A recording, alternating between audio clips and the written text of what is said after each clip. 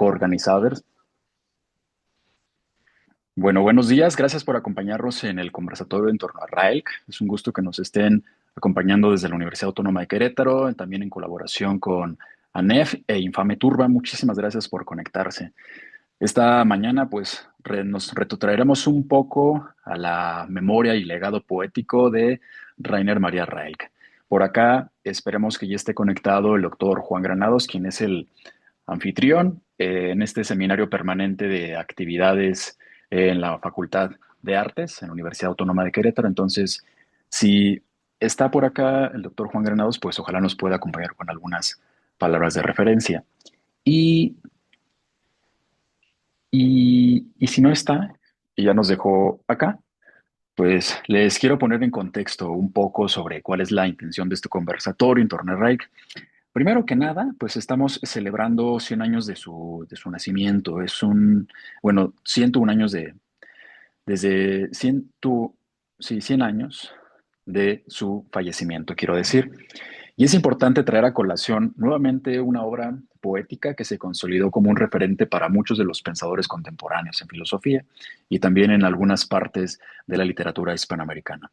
Entonces, por acá, bueno, nos acaba de comentar el doctor Juan Granados que sí está, pero que tiene que atender ahorita también otro de los eventos que se están dando en la facultad. Entonces, bueno, no se apure, doctor, y por acá vamos a seguir entonces en este conversatorio. Ojalá más adelante se pueda conectar y compartir algunas de las palabras. Y como les decía, es una demanda en filosofía y en literatura evocar la obra de Raek y también presentar algunos de esos legados a través de distintas lecturas, de distintos enfoques, de distintas miradas filosóficas y hermenéuticas. Por lo mismo, consideré muy apropiado proponer este tema, esta mesa de trabajo, de conversatorio, como lo queramos llamar, justamente en un momento donde hablar de poesía pues, se ha convertido en un tema de resistencia, más allá de los demasiados libros, más allá de la demasiada pluralidad de postulados en torno a la poesía. Entonces es importante pues reunirnos y para eso pues me acompañan, considero, tres maestros, tres amigos, tres colegas en los que hemos coincidido en no pocos eventos, en no pocas eventualidades. Entonces pues será un gusto que nos estén aquí acompañando. Entonces voy a presentarles al doctor y amigo, doctor Sigifredo Esquivel Marín, quien nos acompaña desde la Universidad Autónoma de Zacatecas. Buenos días, Sigifredo, gracias por conectarte, gracias por estar en este evento en torno a Raik. Hola, hola, ¿qué tal, Ramsés? Muchas gracias por la invitación. Realmente estoy muy contento, también con un poco de nervios porque soy lector de Rilke, no soy, estoy lejos de ser especialista, pero finalmente se impone, como dice el perro Bermúdez, la pasión, ¿no? Por el área chica que es la lectura de este gran poeta. Entonces aquí muy contento y agradecido y además celebro que tengas esta iniciativa de realizar eventos de divulgación de la literatura y en particular de la poesía. Aquí estamos. Gracias, Sigifredo, y qué gusto que compartamos esta mesa. Y voy a presentarte, voy a decir un par de líneas, nada más para quienes no te conocen, y para que como esto va a quedar grabado, más adelante se subirá a las plataformas de difusión. Entonces, pues bueno, déjame presentarte bien breve. El doctor Sigifredo Esquivel Marín es ensayista, es instructor de Hatha Yoga, es profesor e investigador en la Universidad Autónoma de Zacatecas. Ha desarrollado una trayectoria que cruza la filosofía, el arte y la creación literaria.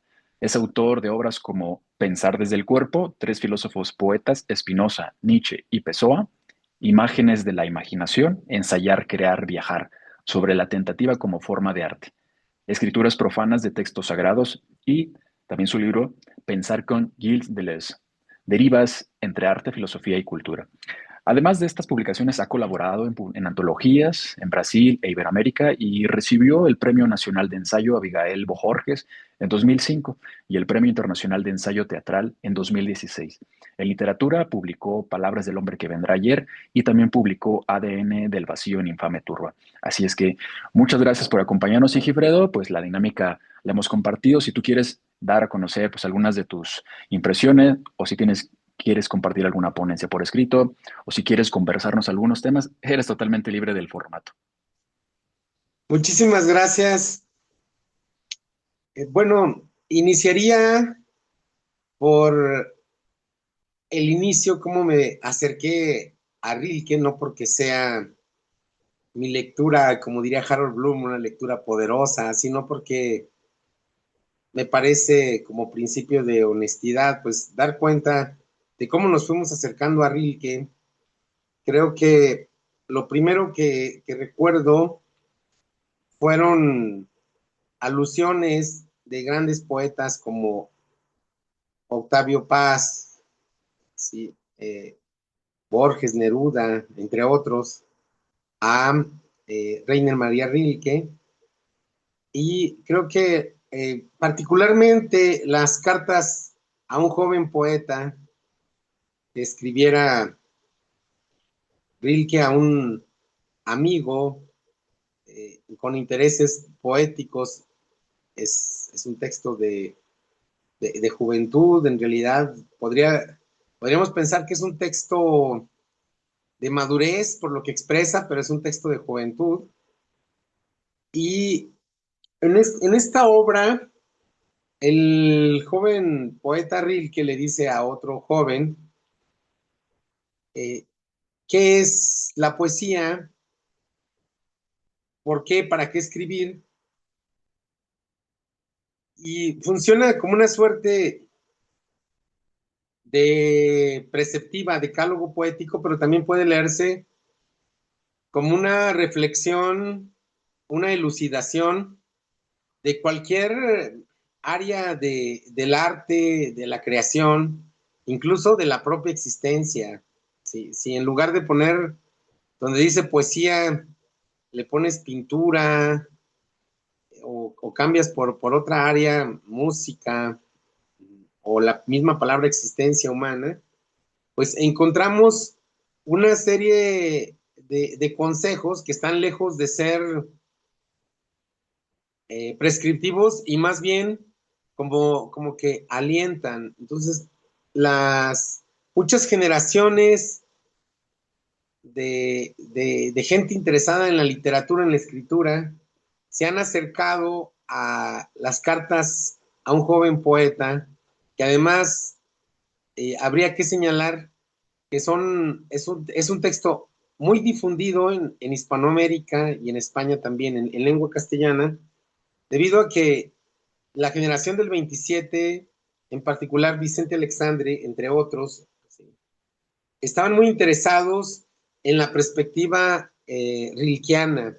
Entonces, Rilke es un poeta que ha estado presente en la literatura hispanoamericana mm, desde, podríamos pensar, desde los 30 hasta la actualidad. Es un autor que se sigue leyendo, particularmente Cartas a un joven poeta y las elegías de Duino, que aquí en nuestro país fue traducida también por grandes poetas.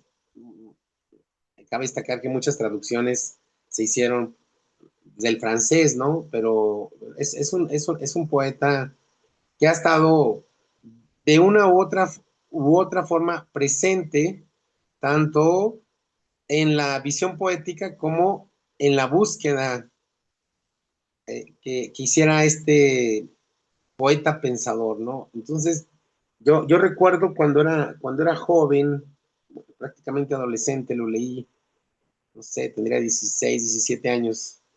Fue un taller, tenía ya ciertas inquietudes literarias, me acerqué a un taller de literatura y se nos pidió que leyéramos cartas a un joven poeta.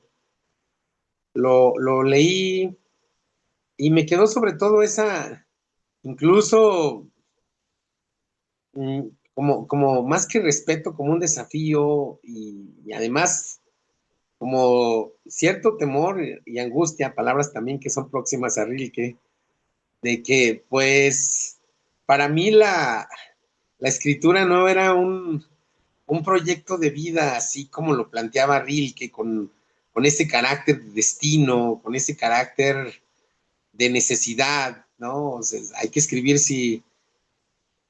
si surge como una necesidad interior, ¿no? Esta idea de la interioridad también me parece fundamental. Aquí podría contar una anécdota. En realidad yo iba a estudiar literatura, estudié filosofía, humanidades, porque fue un taller con un gran escritor, en paz descanse, Daniel Sada.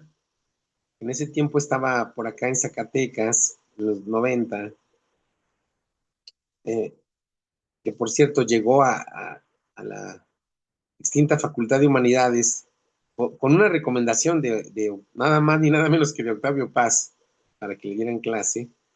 Y fue un taller, llevé pues un ejercicio, no se podría decir propiamente poema, y como cualquier joven preparatoriano, pues tenía faltas de ortografía, pues agarró el texto, el querido maestro Daniel Sada, lo hizo bolita y lo puso en el cesto de basura y dijo, esto no es literatura, ¿no? Posteriormente, por azares del destino, me lo encontré en la Fundación para Letras Mexicanas, de la cual fui miembro de la primera generación en el área de ensayo, junto con Brenda Ríos, Paola Velasco, Rafael Toriz, Ernesto Pliego y un servidor. Y ahí me dijo, ah, persististe, quiere decir que sí tienes vocación, ¿no? Luego me dieron ganas de insultarlo o reaccionar de forma violenta, pero luego sonreí y dije, pues sí, aquí sigo insistiendo en esto de la literatura. Entonces me dijo, te hice un favor porque no escribías mal, pero hubiera sido un escritor conformista con un éxito mediano. No sé si eso es bueno o malo, porque en realidad estoy muy lejos de pensar que lo que escribo tiene algún éxito o sentido, pero en todo caso, como la selección mexicana, jugamos como nunca, aunque se pierda como siempre.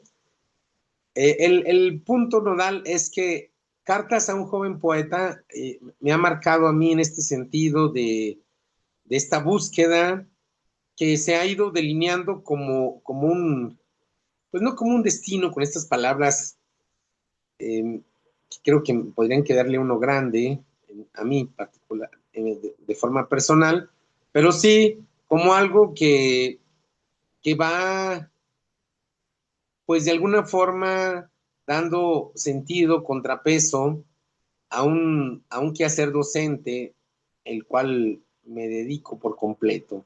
Entonces yo creo que este sería un primer elemento importante, perdón por me alargué la anécdota, de Rilke, que Cartas a un joven poeta marcó a muchas generaciones de jóvenes que nos acercamos, bueno, cuando éramos jóvenes, nos acercamos a la literatura, a la poesía, y además nos dio una idea muy relevante que ahora se está explorando muchísimo, que es la idea de una interioridad, ¿no? O sea, uno suele decir, bueno, como dice el personal, mi vida es gris, mi vida es triste, mi vida no tiene chiste, pero en realidad lo que nos muestra Rilke es que cualquier vida, por más insulsa que pueda ser, si logra explorarse la soledad, el conocimiento de sí, la introspección, puede tener una riqueza impresionante. Entonces, yo creo que este sería un primer elemento importante. El otro elemento, nomás lo apunto para la siguiente parte del diálogo, es, es creo que el diálogo que ha propiciado Rilke con la filosofía. Rilke es un poeta pensante que abre un diálogo desde la poesía con el pensamiento, la filosofía, la cultura, y los temas y problemas centrales de la modernidad estética están planteados en su obra poética, ¿no? Ya mencionábamos las elegías de Duino, pero podríamos mencionar más obras, ¿no?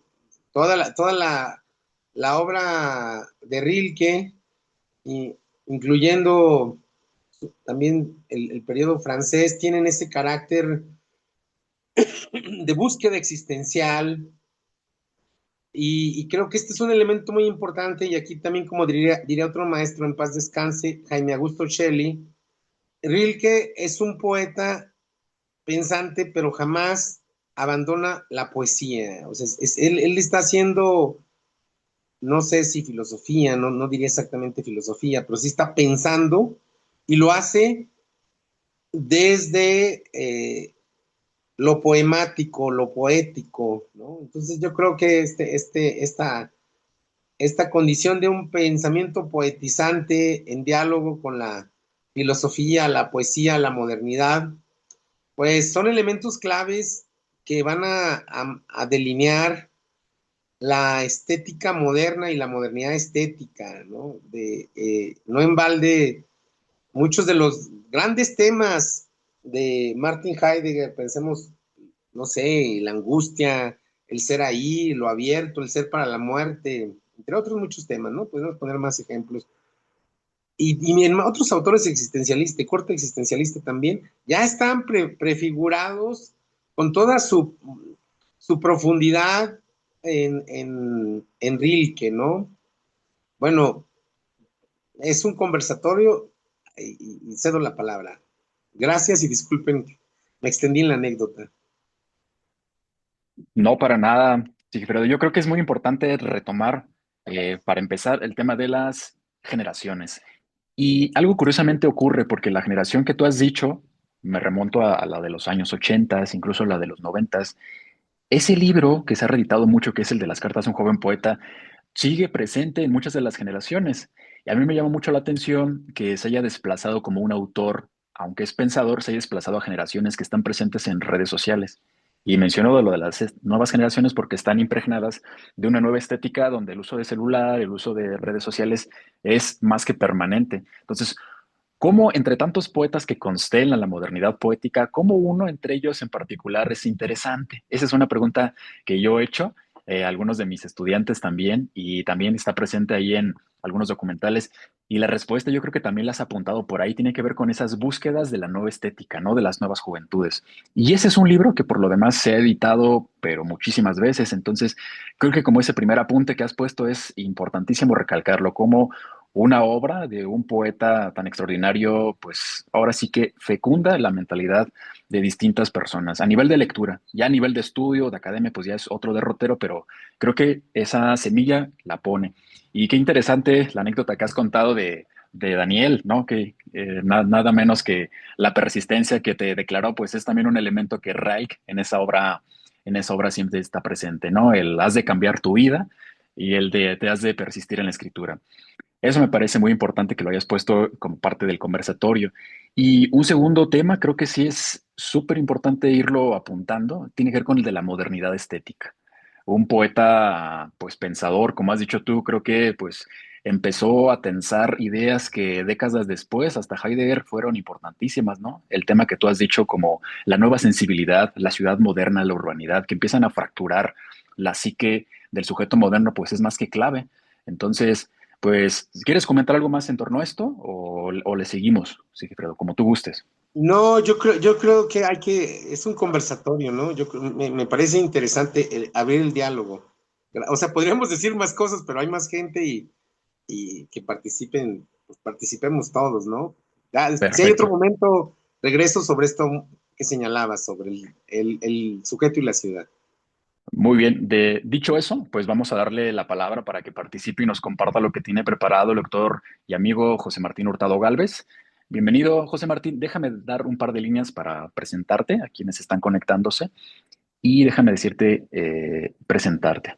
Pues José Martín Hurtado Galvez es profesor, filósofo, historiador, teólogo, escritor y poeta. Es doctor por la Universidad Pedagógica Nacional. Como investigador, tiene numerosas publicaciones de historia, educación y filosofía en muchas partes del mundo, incluido México, obviamente.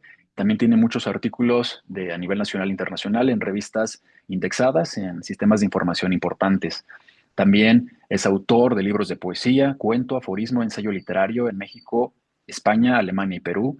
Ha sido antologado en muchísimas partes de España, Chile y Argentina en estas publicaciones colectivas. Por otra parte, está incluido en la Enciclopedia de la Literatura de México.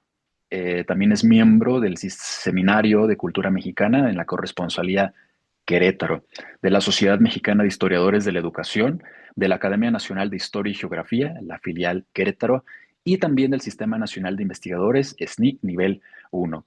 Es, pues, como acabamos de ver, pues un gran lector de filosofía, de poesía, de pedagogía, entre otros temas. Entonces, qué gusto que nos estés acompañando esta mañana, José Martín. Entonces, pues somos prácticamente materia dispuesta para escucharte.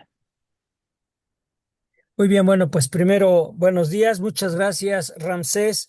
También gracias al doctor Juan Granados Valdés por este esfuerzo de estar, eh, pues, iniciando todos estos conversatorios, todas estas actividades que al final de cuentas vienen a redundar no solamente en la literatura, sino también en el pensamiento filosófico, en el arte en general. Y bueno, sin más. Claro, también bienvenidos a todas las personas que nos hacen el favor de acompañarnos. Muchas gracias por su presencia. Y bueno, sin más, voy a hacer algunos comentarios y para ello también voy a leer algunos fragmentos de cuatro libros, quizá bueno, voy a ver si me alcanza, de cuatro libros de Rainer María Rilke. Eh, y si no, igual que mi compañero Sigifredo, bueno, pues sería una parte y lo otro lo dejaría para un segundo momento.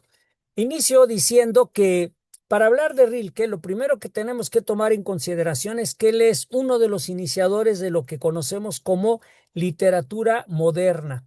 Es decir, con él y con otros más se da fin, digamos, ya al romanticismo como corriente literaria y al realismo. Entonces, está cayendo el realismo, está cayendo el romanticismo, aunque todavía tiene grandes exponentes, pero realmente está iniciando con mucha fuerza lo que es la literatura moderna.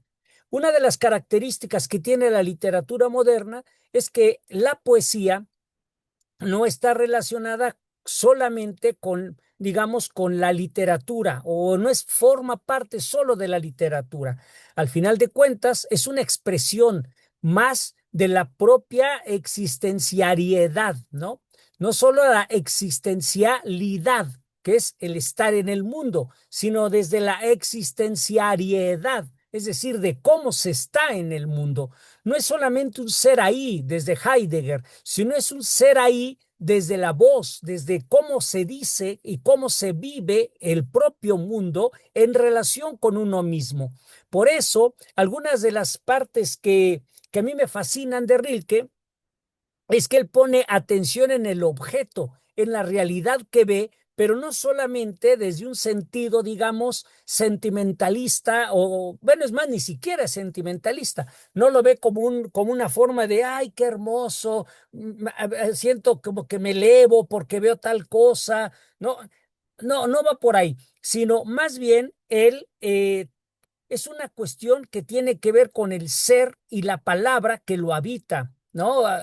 De alguna manera, eh, él lo está exponiendo desde su primer libro, bueno, me refiero primero de los que voy a mencionar ahorita, y que es exactamente como dijo mi compañero que me antecedió, es un texto joven, digamos, por llamarle de alguna manera, así como hay Wittgenstein joven y Wittgenstein viejo, o Marx joven y Marx viejo, bueno, pues también podríamos decir del Rilke.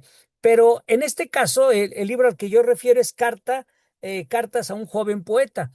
Y él dice precisamente si tiene él no solo necesidad, sino él debe escribir, le plantea la pregunta, ¿debes escribir? Entonces, debes escribir no es quieres escribir o puedes escribir, es debes escribir como una parte existencial del ser. Y para ello le plantea una pregunta que para algunos parecería chocante, quizá, digamos, en un sentido insultante, sería como retórica, ¿no? La pregunta es, ¿morirías si te impidieran escribir? Por supuesto que nadie muere si le impiden escribir. Parecería un razonamiento de perogrullo, o sea, una obviedad. Sin embargo, lo que él está preguntando es algo que no se queda en la apariencia, ni siquiera en el fondo, sino en el trasfondo, ¿no? En el trasfondo, en esta mirada que está hasta más allá del propio ser. Por eso, él, dentro de su poesía, a mí me parece, bueno, y muchas personas, no sé, algo extraordinario, digamos, reflexiona en la identidad del yo, pero lo hace desde no un ser cerrado, sino desde un ser abierto, un ser siendo. Este ser abierto lo pongo ser guión abierto para formar no dos palabras, sino un concepto, una idea, al modo del ser ahí, etcétera. Entonces, él quiere o él muestra a través de su poesía o vivir el momento, pero no de manera inconsciente. Para ello voy a primeramente a leer unos fragmentitos de este libro que es clásico de él, que es Sonetos a Orfeo. Después leeré algunos fragmentos también de Elegías a Duino. Posteriormente de este que es el Requiem, donde estoy acá. Requiem, ¿no? De Rilke. Por último, el libro de horas, si me da tiempo. Y bueno, y otros más, pero básicamente estos. Entonces empiezo con de algún fragmento para irlo comentando y relacionándolo con esto que quiero comentar con ustedes. Primero, cuando él es en su primer soneto, digamos, que escribe en este libro, se lo dedica a una amiga que él tenía que murió muy joven, falleció, y entonces ella, no voy a leer todo el soneto, obviamente, pero él dice así, y ella durmió en mí, y todo era su sueño. Yo sé que el poema no se analiza desde un sentido filosófico cuando este es un poema solamente, simplemente qué entendiste tú, qué puedes hacer tú de aprehensión, digamos, o de sensación, ¿no?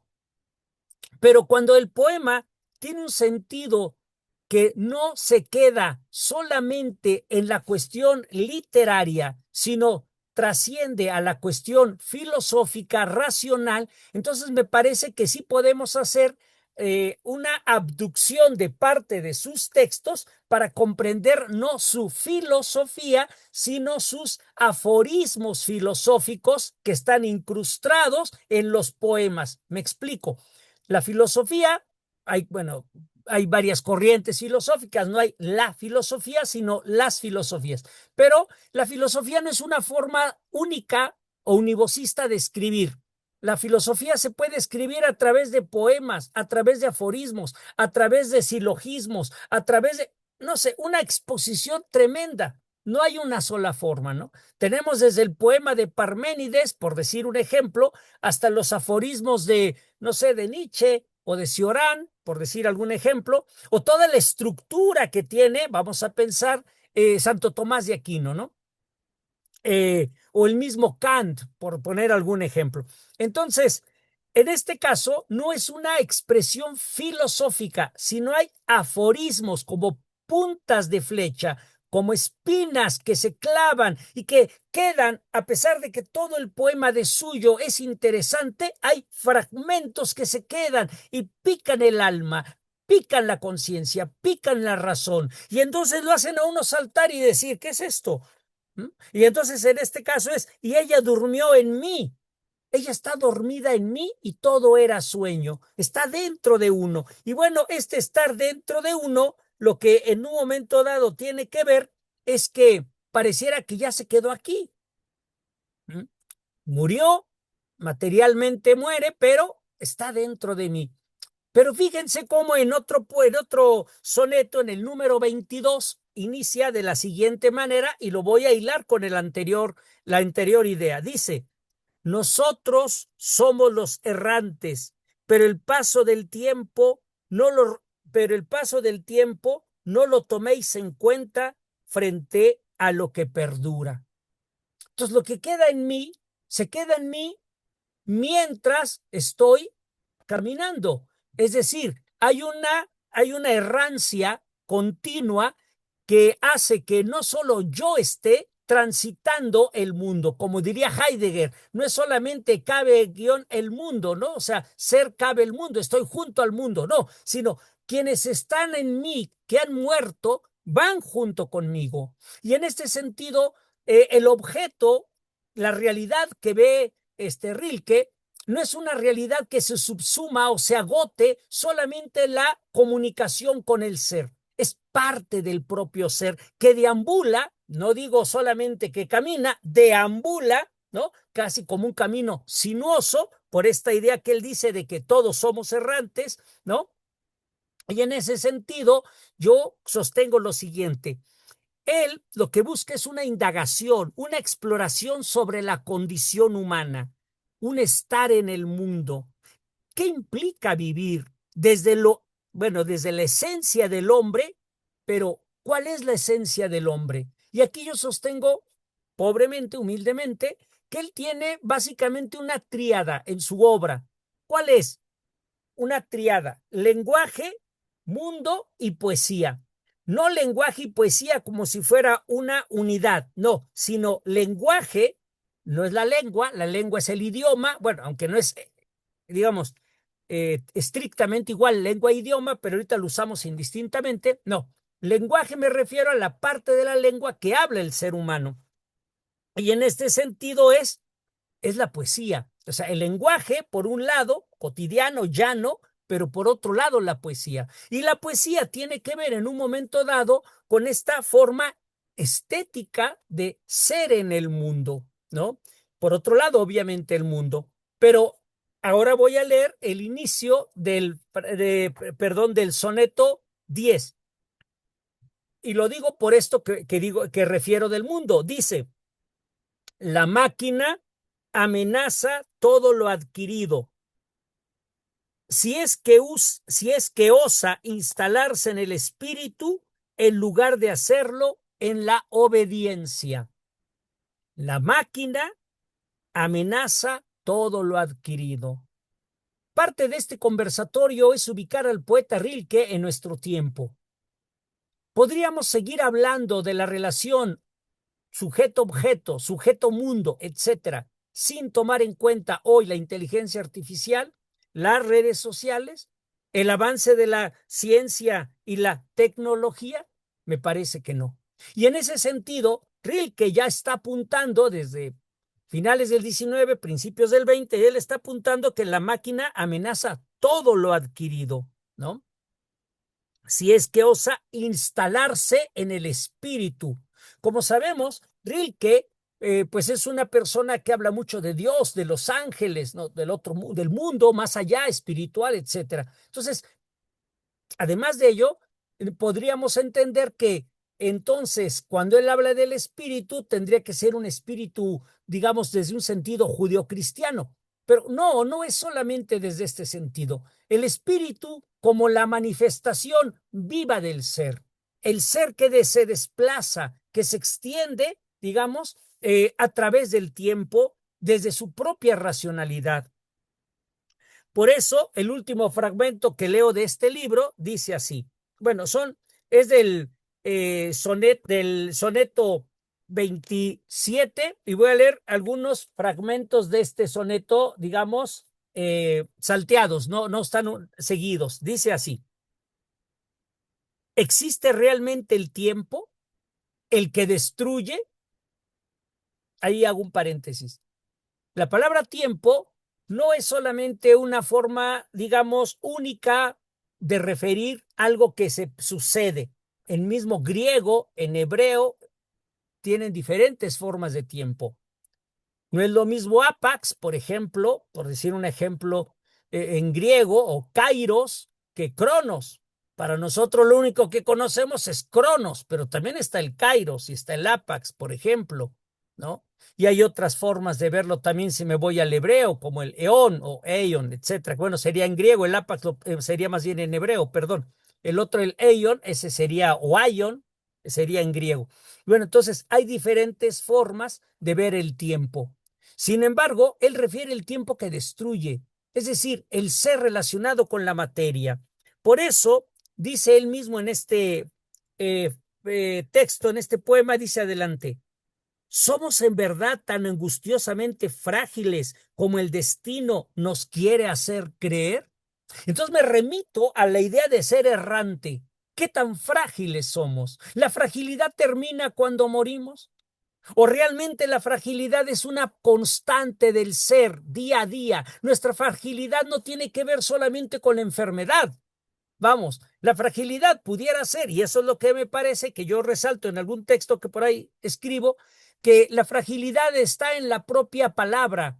No solamente es en la enfermedad o en la muerte, es la palabra que tienta y no tienta, que se acerca y se regresa, anda tanteando, va y viene y no atina a estar en un lugar seguro, porque no hay un lugar seguro. La palabra misma, ¿m?, esencialmente es un constante transcurrir errante por el mundo desde un sujeto que de suyo no es eterno, ni siquiera infinito.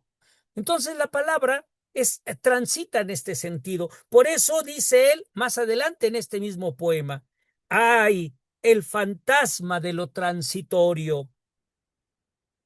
Sin embargo, sigue diciendo, frente a las fuerzas permanentes, valemos como lo que somos, como los errantes.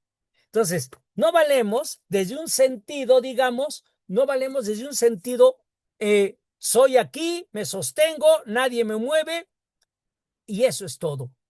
No, nuestro valor está, digamos, implicado e imbricado en la constante errancia, no, repito, no solamente en un sentido material de enfermedades, de ser, morir, nacer, sino podríamos estar en un momento dado muy fuertes físicamente, sanos, sin ningún problema, digamos, y aún así ser errantes y estar cayendo en el tiempo, no atinar a ser totalmente lo que somos o lo que podríamos o debemos ser. Ahora voy a pasar, no voy a leer los otros dos, pero voy a leer ahora algunos fragmentos de las elegías de Duino. Este libro, es un libro muy importante, igual que el de Sonetos a Orfeo, son libros básicos de Rilke, perdón, igual obviamente Cartas a un poeta y otros más, ¿no? Pero estos muestran como la madurez poética de Rilke. Y él dice lo siguiente: ¿quién, si gritara yo, me escucharía en los celestes coros? ¿Quién me escucharía en los celestes coros? En este libro, a diferencia del anterior, hay una incursión entre el ser y el no ser, digamos, tipo, bueno, desde Parménides, Heráclito, Aristóteles, pero este ser y no ser en relación con lo angelical, con Dios, con el, digamos, con los ángeles, con esta parte espiritual, divina, perfecta. Y entonces él lo que nos menciona es que por mucho, digamos, que gritáramos, ¿quién nos escucharía allá? Esa es la propuesta de él. En la misma elegía, más adelante dice, la belleza no es sino el nacimiento de lo terrible, un algo que nosotros podemos admirar sin destruirnos. ¿Qué idea tenemos de la vida? La belleza, el bien, la verdad, es algo que está constantemente con nosotros, es algo que miramos, que observamos, que vivimos o padecemos. ¿Mm? La justicia no nada más se aprecia, también se padece, igual que la verdad, se sufre la verdad. Una verdad es que vamos a morir. No nada más la verdad nos libera, también nos advierte, ¿no? Esta situación tan frágil, digamos. Y bueno, en ese sentido, dice ahí, sin destruirnos. ¿Hasta dónde somos lo que somos en relación con el mundo sin que nos destruyamos? Por eso dice en este mismo texto, es torpe, inseguro nuestro paso. ¿Por qué es torpe e inseguro nuestro paso? Y bueno, precisamente porque somos unos errantes y porque andamos en la vida transitando y parece que estamos seguros de muchas cosas y efectivamente sí, lo estamos. Pero ese estar seguros no implica de suyo algo que se sostenga para siempre. no es algo que se sostenga para siempre. Pero dice más adelante en esta primera elegía, dice, nunca podremos detenernos. Quizá una fatalidad del ser humano sea precisamente el hecho de que vivir no es una, y bueno, ya lo han dicho otros filósofos, pero no es una cuestión de opción. Y ya sé que alguien pudiera decir, bueno, si se suicida, optó por ya no vivir. No, pero yo a lo que me refiero es de que se está vivo, aunque ya no quiera estar vivo, pero está vivo. Y el momento que rechaza la vida está consciente para poder elegir la muerte de esa vida. Estamos, digamos, obligados desde el sentido que estamos en este mundo a pensar nuestra propia existencia, sino obligados a menos como un derrotero inevitable, fatal, digamos, ¿no? Un fato en la antigua Grecia y Roma. Por eso, Leo dabas ya dos fragmentos muy pequeños, dice, es penoso estar muerto y trabajoso, y recobrando poco a poco un mínimo de eternidad. ¿De dónde venimos? De la eternidad. ¿Dónde estamos? ¿En qué parte de la eternidad? Pero todos los, sigue diciendo él, pero todos los vivos cometen el error de querer distinguir con excesiva rotundidad. Y ahí está, me parece, el quid del asunto, es decir, el punto central, focal, vertebral, principalísimo. ¿Cuál es este quid? Que queremos distinguir con excesiva rotundidad, de manera rotunda, digamos. ¿Cómo es el mundo? Así. ¿Cuál es la pregunta? Esta. ¿Cuál es la respuesta? Esta otra. Y pareciera que vivimos en un mundo de certezas, de certidumbres, y nuestro transitar en el mundo es así. Pero la poesía nos mueve el tapete, y me regreso a la tríada que comentaba hace un momento. La poesía nos hace ver el mundo desde un sentido no solamente técnico, tecnológico, científico, no lo soslayo ninguno de estas formas de conocimiento, claro está, pero la poesía nos acerca a ver el mundo desde otro enfoque, utilizando sí la razón, la filosofía, pero desde una manera estética, donde expresiones aforísticas, que también mencioné hace un momento, son como espinas, como dardos, como puntas de flecha que nos hacen saltar y decir, bueno, ¿por dónde va esto? Concluyo leyendo esto de la octava elegía. Me voy ahora a la octava elegía y dice así, inicia así el texto. Toda en sus ojos mira la criatura lo abierto. Hace rato hablaba de lo abierto. Precisamente aquí lo menciona. Toda en sus ojos mira la criatura lo abierto. Más abajo. Aún muy tierno. Al niño lo desviamos, fíjense, lo desviamos y obligamos a contemplar retrospectivamente el mundo de las formas, no lo abierto. Solo muerte vemos nosotros. Porque lo que vemos, siguiendo este hilo conductor de Rilke, es que no aprendemos a ver lo abierto, ¿no? Al final de cuentas vemos lo abierto, pero cuando somos niños nos empiezan a enseñar a ver el objeto, la realidad del hombre, del ser humano con el objeto. Y está bien por un lado, pero por otro lado vamos perdiendo esta forma de ser desde el asombro, desde la palabra que tantea. Y entonces no queremos palabras que tanteen, que tienten, que no estén seguros, sino más bien desde una seguridad que raya a veces en lo absurdo. No importa lo que veamos, sino lo que decimos que vemos. Digamos, pienses en el fenómeno y el noúmeno de Kant, ¿no? Lo que vemos es que estamos viendo, estamos perdiendo. Me voy un poco a la fenomenología con Husserl, ¿no? Que las cosas regresen a nosotros, pero regresan a través de una racionalidad, repito, que raya en una certeza muchas veces fuera de lugar o absurda.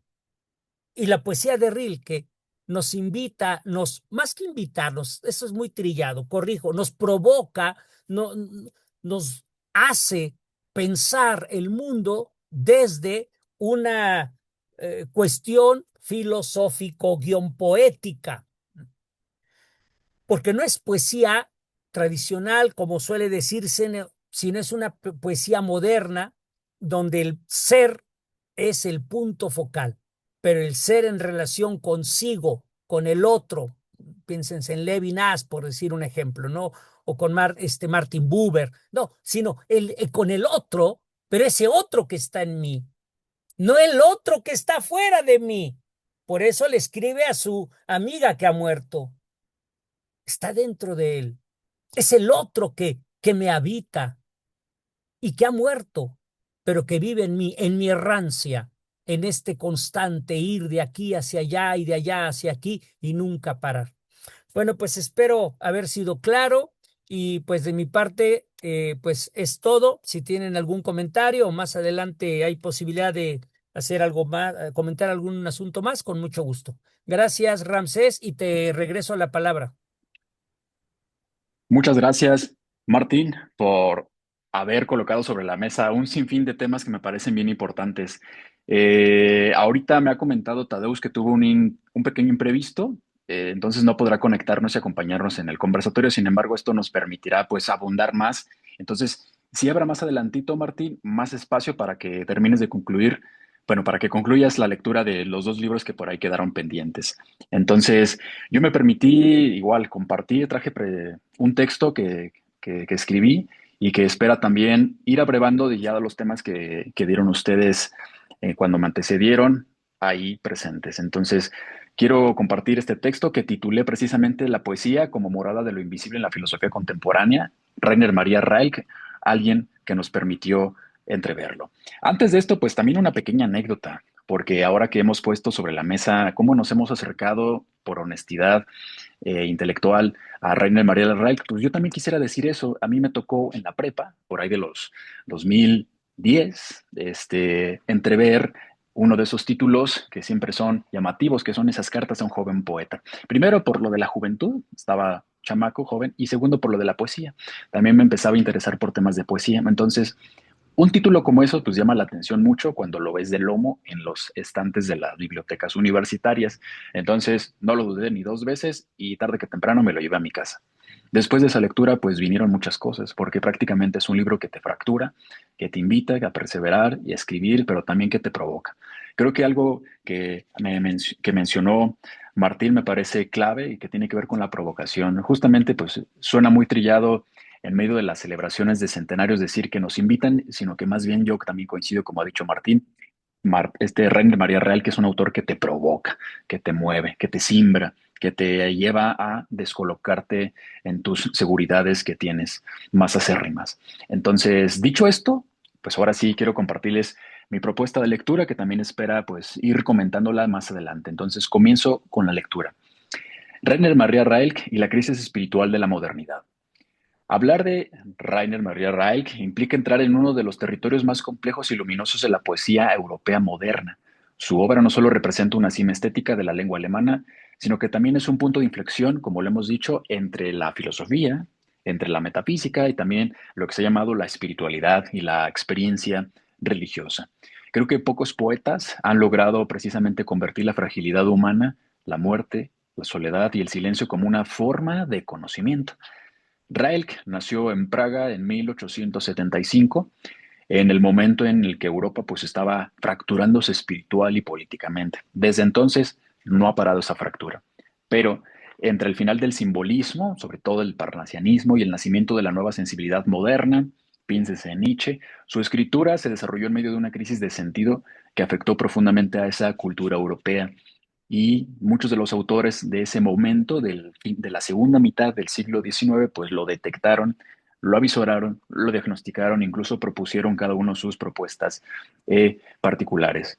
En ese momento, pues hay una pérdida de certezas religiosas, avanza la técnica, aparecen nuevas disciplinas, pero también empieza una creciente deshumanización urbana, donde justamente Reich empieza a entrever esas experiencias interiores y las empieza a postular o a diagnosticar poéticamente lo que esto signifique en su obra poética.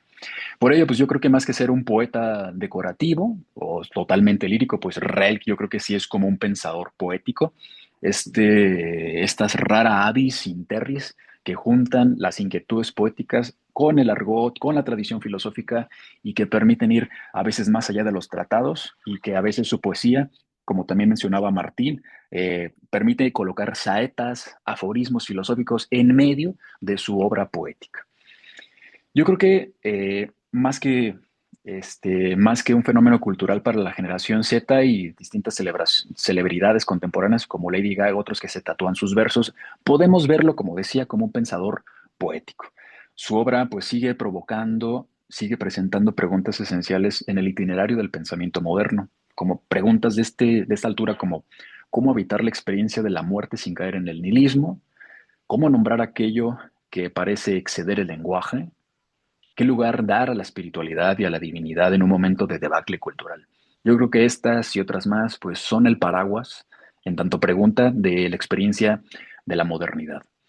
Desde sus primeros libros, que fueron publicados por ahí de 1890 y tantos, incluso uno de sus primeros libros fue como una especie de libro que decía él, lo da como regalo al pueblo, que editó y publicó con su propio dinero, hasta las elegías de Duino de 1922, y en ese mismo año, 3 meses después, publica Sonetos a Orfeo.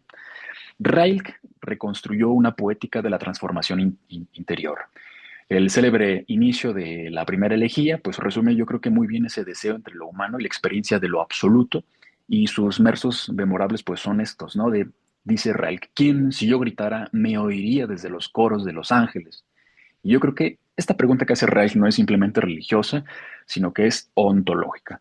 Aquí el poeta pues está descubriendo la existencia humana que se encuentra suspendida entre la necesidad de sentido y también el silencio del universo. Y también más adelante de la elegía dice algo clave. Todo ángel es terrible. Y aquí el ángel rilkeano pues no es un agente consolador judeocristiano, sino que representa la intensidad insoportable de lo absoluto. Y el ángel desborda al sujeto moderno porque, no, porque lo confronta a una dimensión del ser que ya no puede dominar racionalmente. Por lo que podemos decir de su escritura, grosso modo, pues Rilke tiene un estilo denso que varía desde sus obras poéticas, las narrativas, las dramatúrgicas, que tuvo una o dos, incluso las ensayísticas, como el ensayo que dedicó a Rodin cuando fue su asistente en París. Entonces, hay muchos desplazamientos semánticos, hay resonancias simbólicas, hay un trasfondo mitológico que recupera muy bien Rilke, que viene muy bien como herencia del romanticismo alemán. Sus poemas, pues hay que decirlo, exigen del lector pues una lectura meditativa, de atención plena, lenta, y para nada son poemas que hay que leer a bote pronto, sino que hay que tomar en cuenta que las imágenes que emplean sus poemas pues provienen de un mundo natural, de un mundo naturalista, rosas, árboles, animales, jardines, estaciones. Todos son estos elementos, no son elementos meramente descriptivos, sino que son símbolos de una metamorfosis espiritual permanente. Yo creo que en Rilke, pues la naturaleza piensa, ¿no? Esa naturaleza que venía desde los presocráticos que decía que amaba ocultarse, el physis filei cryptestai, yo creo que en Rilke se recupera, viene de la trayectoria del romanticismo alemán, pero lo lleva a otro punto. Yo creo que esa reflexión de la naturaleza es clave en Rilke. Es una dimensión que nos puede permitir explicar cómo trascendió tan rápidamente su literatura como un objeto de reflexión filosófica. Yo creo que su poesía fue pues una vía privilegiada para comprender la experiencia moderna del desarraigo, la interioridad, el habitar. Y yo creo que a 100 años de su muerte, la pregunta más directa e ingenua que se podría hacer hoy día es, bueno, ¿y por qué volver a releer? ¿Por qué leer y releer a un escritor pensador? Y más directamente aún, ¿no? Poner sobre la mesa, pues, ¿cuál es su legado filosófico? Si se insiste tanto en que es un poeta que tiene una resonancia, impregna el pensamiento moderno. Entonces, yo creo que es importante comentar, aunque sea la pluma, pues, cómo se manifestó ese interés filosófico en ciertos pensadores de la filosofía contemporánea, europea y también hispanoamericana. Entonces, yo aquí me quiero permitir presentar una serie de provocaciones de lectura que a su vez me han provocado más que hacer declaraciones absolutas. Y para esto, pues, vamos a ahora hablar de la experiencia de la interioridad moderna. Uno de los rasgos más decisivos de la obra de Rilke, pues, es la experiencia de la interioridad. Mientras gran parte de la modernidad literaria se concentró en la fragmentación urbana o en el experimentarismo formal, Rilke dirigió la mirada hacia el espacio interior del sujeto, hacia los cambios psicosociales y existenciales que el sujeto tenía en las nuevas metrópolis. Incluso desde ese libro que también es fabuloso, que se llama Los apuntes de Malte Laurits Brich, que se publicó en 1910, la ciudad pues es un elemento de extrañamiento radical. Y recordemos que Reich eh, era un errante literalmente, que vivía gracias a las buenas dádivas de sus amigos aristócratas en gran parte de los países de Europa. Estuvo en no pocas ciudades, estuvo en España, estuvo en París, estuvo en Italia, en muchos otros, y esto le permitió pues, observar el marasmo de dificultades que tenían las ciudades europeas, ¿no? Por ejemplo, en París observó que ya no era la ciudad cultural europea por antonomasia, sino que también ahí los habitantes estaban totalmente vulnerables. Y es una obra que me parece clave porque dentro de esas obras empieza a dar a conocer que las ciudades empiezan a una crisis social, donde hay que preguntarse por el sujeto que habita las ciudades. Real que yo creo que anticipa muchos de los problemas del existencialismo y la fenomenología. Recordamos que pues, la gran obra de la fenomenología existencial de Heidegger pues, es hasta el 27. Dicho sea de paso, el siguiente año pues, se celebrará otro centenario de una obra cumbre, ¿no? El de Ser y Tiempo. Pero regresando a Rilke, pues para él el sujeto moderno ya no posee una identidad estable, sino dinámica y atolondrada. La errancia, como ya se mencionó hace un momento, pues también es clave y es una categoría que habría que recolocar en la poética de Reich porque nos lleva a ver cómo un poeta está pensando, está poetizando la contingencia, la muerte y el anonimato, ¿no? La idea del hombre masa que también va a ser después muy importante en la filosofía de Ortega y Gasset. Aquí la respuesta de Real pues no es pesimista, pero tampoco es cínica, ¿no? La poesía para Real que es motor, es una práctica de transformación espiritual, como queda muy patente en la elegía 8, 9 y en las últimas, ¿no? De las elegías de Duino. En las célebres cartas a un joven poeta, Real dice algo clave para esa transformación espiritual que propone en su poesía. Dice Real, entre en usted mismo, investigue el motivo que le manda a escribir. Eso es clave. La escritura para Ralph se convierte en una vía de autoconocimiento y no es casual que muchos de nosotros aquí presentes pues hayamos visto en el propio Real una especie de guía, ¿no? De escritura, pero también un guía espiritual, entre comillas, que nos permite entender cómo se le puede sacar provecho en medio de la soledad y las carencias al tema de la escritura. Por eso mismo, Real parece pertenecer a una tradición que conecta muy bien con Kierkegaard y con Heidegger, ¿no? Con el tema de la autenticidad humana que enfrenta su propia finitud. Ahora bien, y entrando al meollo del asunto, que es esa recepción filosófica de Ralk en Europa, pues quiero presentar a una serie de pensadores, filósofos que dialogaron con Ralk. Dialogó en torno a su obra, pero también en algunos que se lo llegaron a conocer. Entonces, voy a citar algunos que sirven como elementos que propiciaron ese diálogo con la poética de Ralk. En primer lugar, pues no podemos obviar al caso de Martin Heidegger. Entre todos los filósofos, Heidegger fue quizás quien estableció el vínculo más profundo con Reich, porque para Heidegger la poesía pues no es tampoco un ornamento cultural, sino es el lugar donde el ser se manifiesta. Esto es clave en la poética en la concepción de la poesía de Heidegger, que abreva de Hölderlin, ¿no? Aunque dedicó más atención al poeta alemán y no tanto al austro, reconoció en Reich un poeta decisivo para comprender la época de la técnica. Y de hecho Heidegger propuso y vio en las elegías de Duino una expresión de la intemperie moderna. El hombre contemporáneo ha perdido la cercanía con el ser y vive expulsado de toda morada espiritual. El problema del habitar, que es central en Heidegger, encuentra pues un eco muy manifiesto en Rilke, cuando éste describe al ser humano como una criatura desgarrada entre lo visible y lo invisible. Ahí es cuando, a partir de las categorías heideggerianas, podemos reinterpretar a Rilke como un poeta que nos reconcilia a nivel ontológico. Ahora, también, pues, recordé esas cartas que tuvo, esa correspondencia que tuvo Rilke con Georg Simmel, también un filósofo muy importante. Y de hecho lo llegó a admirar, ¿eh? Simmel, aunque era ya mayor cuando conoció a Rilke, Rilke estaba muy joven, pues aún así admiró del poeta su capacidad para expresar las tensiones espirituales de su tiempo, de la modernidad urbana que ya les decía. Y Simmel, pues fue un gran analista de la vida moderna, ¿no? Hablamos de finales del 19, principios del 20, y percibió pues que en Real pues estaba ese conflicto entre la subjetividad y la hiperestimulación moderna, estética, ¿no? Entonces, eso es importante de considerar. Ahora, hay otro filósofo también del ámbito europeo alemán que se llamó Rudolf Kastner, que es un autor muy dedicado a la filosofía de la cultura y que fue además cercano amigo de Rilke. Ambos compartieron un interés por la mística, por la fisonomía y la espiritualidad europea, y creo que Kashner influyó notablemente en la concepción del rostro que hay en la poética de Rilke, ¿no? Que tiene que ver con la revelación de la interioridad y sus preocupaciones por ese enfrentamiento a la finitud humana. En varios de los textos de Rilke, el rostro humano pues, no es una simple apariencia, sino que se empieza a convertir en una manifestación del alma. Y por eso mismo yo creo que la rostridad, o como lo llamó Levinas y demás, es una simiente o es una semilla que está en Rilke, gracias, creo yo, a ese diálogo que tuvo con Rudolf Kashner. Ahora, hay otro filósofo que es totalmente importante, como fue Hans-Georg Gadamer, donde pues, este filósofo, el autor de Verdad y Método, del voluminoso libro, pues encontró en Rilke un ejemplo privilegiado de cómo la poesía produce verdad. Desde la hermenéutica gadameriana, pues el poema no solo transmite información del cómo te sientes, del si te va bien o te va mal, sino que es más bien una apertura a la experiencia de comprensión.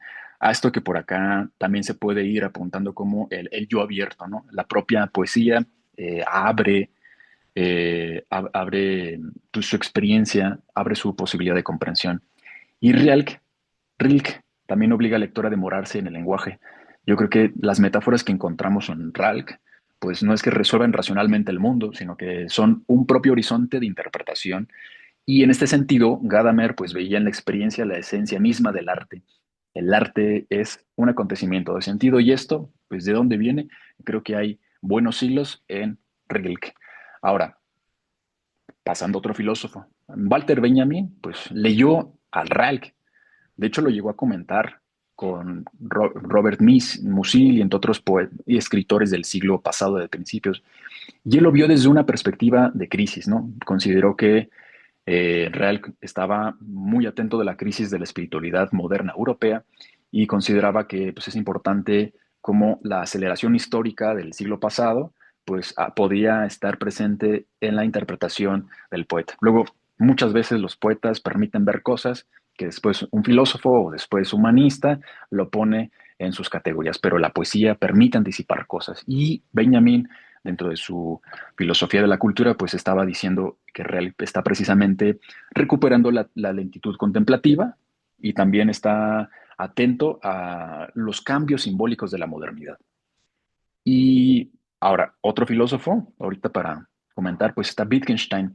Wittgenstein, bueno, hay que decir antes una anécdota. Yo no sabía que Wittgenstein, bueno, era un ricachón, ya saben, pero no sabía que había donado de manera anónima a Rilke. Rilke pasó gran parte de su vida, pues, gracias a las dádivas de amigos aristócratas, como les decía, y en una de esas donaciones muy provechosas se la hizo precisamente Ludwig Wittgenstein, sin llegar a conocerse y sin saber Rilke que Wittgenstein le había dado una donación. Dicho esto, bueno, ya a nivel temático y filosófico, creo que el tema importantísimo que está entremezclando, compaginando ambos intereses en filosofía, tiene que ver con el silencio y el habla y el lenguaje, porque precisamente esa afirmación famosa de Wittgenstein y su Tractatus que decía, de lo que no se puede hablar es mejor callarse, en real que en cambio pues intenta usar precisamente ese límite y su poesía pues está explorando los límites que ya no son posibles de hablar, ¿no? El tema de la enfermedad como límite, la muerte, el ángel, la interioridad absoluta, el silencio. Creo que en ambos autores existe una inquietud filosófica por encontrar esos límites del lenguaje. Ahora, hay dos autores más que voy a considerar rápidamente, ya para no demorarme, y que tienen que ver con uno de los lemas clásicos. Me refiero a Peter Sloterdijk. Sloterdijk, pues filósofo todavía longevo, que nos ha dado obras muy interesantes en filosofía de la cultura, pues ha reinterpretado a Rilke como una figura central de las antropotécnicas. Este es un término que acuñó Sloterdijk y que son parte de sus esferas, de sus libros más voluminosos y provocadores de filosofía. ¿Por qué? Reinterpretó Rexle las antropotecnias como ejercicios mediante los cuales el ser humano se transforma a sí mismo, lo que decíamos de la transformación. Para Sloterdijk, la poesía rilkiana constituye una práctica espiritual moderna.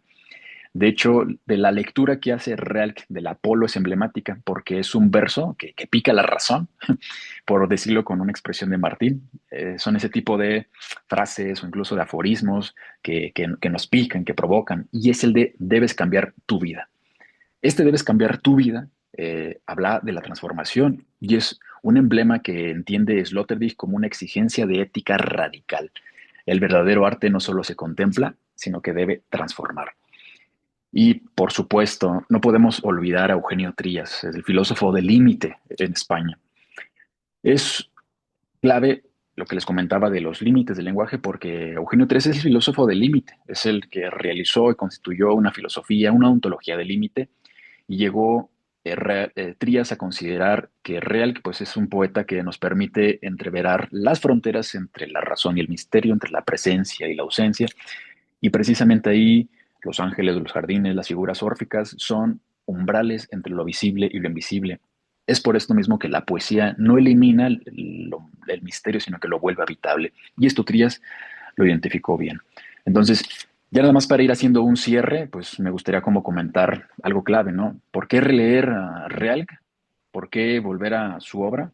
Pues yo creo que frente a esto que ya se viene dibujando en este conversatorio y en otros eventos académicos dentro y fuera del país, pues yo creo que React desde principios del siglo XX estaba anticipándose al problema de la utilidad y la tecnología, ¿no? Desde principios del siglo pasado es un poeta que apuesta por la lentitud, la contemplación y el misterio y sostuvo esa necesidad del silencio interior, de empezar a considerar que la existencia, pues también en definitiva es posibilidad de poesía y que el mundo, pues como tal, no es algo que deba ser cancelado en cuanto no se puede comunicar, sino que hay que volverlo habitable. Y precisamente está ahí una de sus grandezas más fecundas de Rilke, y es que convirtió a la poesía en un espacio donde el ser humano todavía puede enfrentarse al misterio sin que se destruya. Entonces, y hay filósofos, como les he dicho, que dialogan muy bien con su obra y que pues estamos dialogando ahora mismo con esos recuentos filosóficos que tiene el propio Real en la filosofía contemporánea. Y nada, cualquier otro duda o comentario, pues la podemos ir platicando en la segunda sección de preguntas. Entonces, bueno, ¿qué te parece, Sigifredo? Si tienes alguna una segunda Sí, intervención, pues le sí, podemos sí, dar. tengo un par Adelante. de comentarios. Me ganaste un par de reflexiones que iba a hacer sobre tanto sobre Gadamer como pues, Sloterdijk. Ni hablar, así es esto. Bien, este, en, en el 14, aunque aparece publicado de forma póstuma en algo que se ha titulado Poemas Tardíos, escribe a Hölderlin, ¿sí? Algo que me parece muy interesante porque si podemos trazar una línea, un diálogo entre, bueno, es un juicio también personal, entre Hölderlin, Rilke, Trakl y Paul Celan, ¿no? Que me parecen a mí grandes poetas. Otra pequeña confesión, aquí es lo que callamos los profes. Yo estudié sin éxito alemán para leer a Hölderlin, a Tral y a Rilke. Digo sin éxito porque mm, puedo entender palabras aisladas, pero me cuesta mucho eh, la lectura, no así en otras lenguas que con diccionario puedo traducir, ¿no? Como el francés, como poco portugués, un poco de italiano. Pero cuando comencé a leer a Hölderlin, a Track y a Rilke, sentí también esa fascinación por el lenguaje, sí, creo que también, o sea, se ha hablado de la dimensión pensante, pero también habría que hablar de la forma, la musicalidad, la sonoridad que recupera Rilke, particularmente en su estancia en Francia, abre un diálogo con la poesía inevitable, ¿no? Con la poesía francesa. Y en este poema a Hölderlin, que leeré algún verso únicamente, ¿no? Me parece muy interesante porque los temas que encuentra Rilke en Hölderlin me parecen propiamente los temas y los problemas de el propio Rilke, ¿no? La intimidad, la interioridad, la irrupción del espíritu, la confrontación con lo eterno, ¿sí? Esto que ya señalaba siguiendo Sloterdijk, lo del diálogo con el alma, y también algo que ya que había señalado tú como Martín también, la errancia, ¿no? La dimensión del espíritu errante, ¿sí? Esta cuestión de la errancia, el desamparo, y también la idea de la poesía como una suerte de brújula, ¿no? Entonces, creo que como concluye el poema, es una invitación a pensar, es como una suerte de zoom, ¿no? Donde se ve el sujeto individual poético y de ahí se amplía la reflexión hacia lo humano, ¿no? ¿Sí?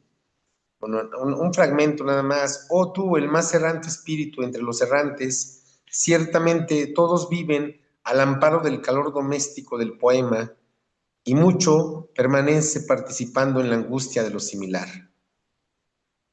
Tú solo migras como la luna, y abajo se aclara y oscurece en sacro horror el paisaje nocturno en cuyos adioses vives. Nadie, con la más noble renuncia hacia el todo, sano y salvo se restituye, de nada necesitado. Así también jugaste a lo sagrado por incontables años, con infinita dicha, como si en nosotros no quedase más relación con los apacibles céspedes que a la tierra rodean, abandonada por los divinos niños. Oh, cuán alto anhelas, te pones perfectamente, piedra sobre piedra y permanece, pero ni siquiera su ruina te confunde. Si fue uno como tú, oh eterno, ¿por qué desconfiamos siempre de lo terrestre aún, en vez de considerar de lo provisorio el sentir profundo, propicio para el que sabe cuál afecto venidero en el espacio? En este fragmento y en el poema en general, Hölderlin, se pueden ver también los temas que Heidegger va a teorizar, el segundo Heidegger particularmente, esta cuestión de la dimensión pensante, poético pensante, ¿no? Y también esta cuestión del abismo, aunque también aquí estaría también la trascendencia, una cuestión que a Rilke le interesa muchísimo. Ya señalabas tú lo de la consideración del ángel, ¿no? Este ángel que también establece vasos comunicantes con ese Angelus Novus de Paul Klee que Walter Benjamin refiere en las tesis sobre la filosofía de la historia. Y en este sentido también habría que ver a Rilke dentro de un diálogo, una conversación cultural, estética, social, en y desde los albores de la modernidad.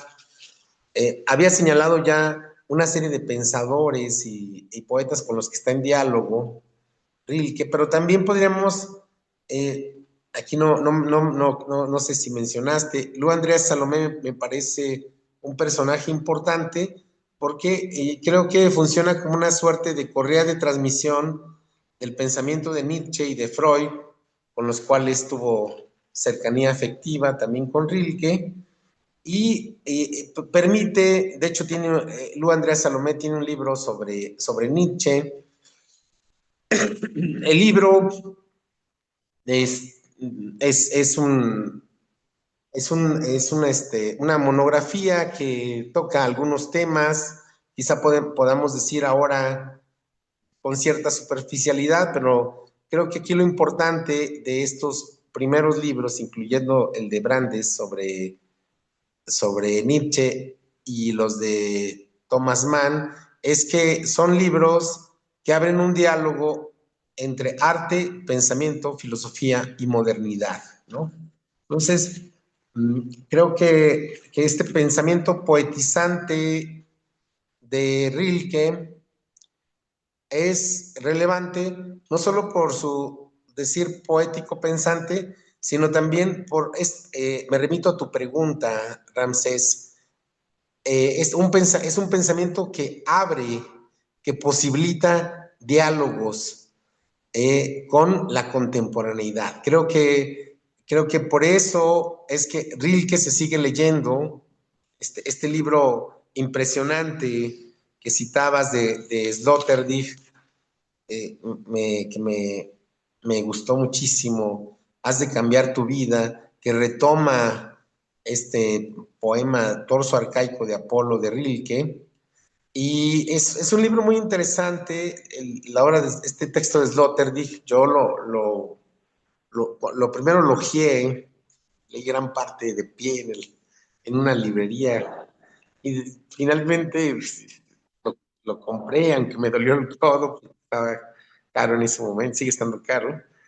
Y lo leí y, bueno, lo he ido leyendo, es un libro, es un mamotreto, y me ha gustado muchísimo justamente porque vienen ensayos sobre diversos pensadores, incluso viene, que uno puede disentir un poco, pero es el estilo de Sloterdijk, siempre es una provocación, una invitación a pensar de otra forma las cosas.